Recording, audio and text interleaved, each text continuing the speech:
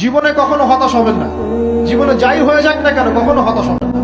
মনে রাখবেন আল্লাহ আপনার রব, আল্লাহ আপনার সাথে আছেন ইনশাআল্লাহ। এই সমাজ আপনাকে যেভাবে শেখায়, কিভাবে শেখায়, এই যে স্কুল, কলেজ, ইউনিভার্সিটি, চাকরি, বিয়ে, সন্তান প্রতিপালন, আর তারপর ইন্না লিল্লাহি ওয়া ইন্না ইলাইহি রাজিউন, এই তো শেখায় নাকি? সবসময় মনে রাখবেন যে আল্লাহ রাব্বুল আলামিনের পরিকল্পনাই আপনার উপরে সবচেয়ে বেশি অগ্রাধিকার যোগ্য, সমাজের পরিকল্পনা নয়।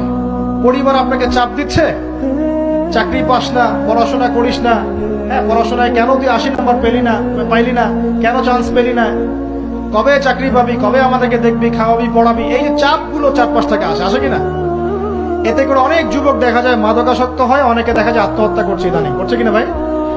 এই শব্দটা থেকে আমি এই পয়েন্টটা আজকে লিখেছিলাম যে ভুলেও আল্লাহর প্রতি বিশ্বাস এবং তাওয়াক্কুল হারাবেন না। সমাজ যেভাবে শেখায়, সমাজ চারপাশে যে চাপ আপনাকে দিচ্ছে, এই চাপে নিজে গা ভাসিয়ে দিবেন না।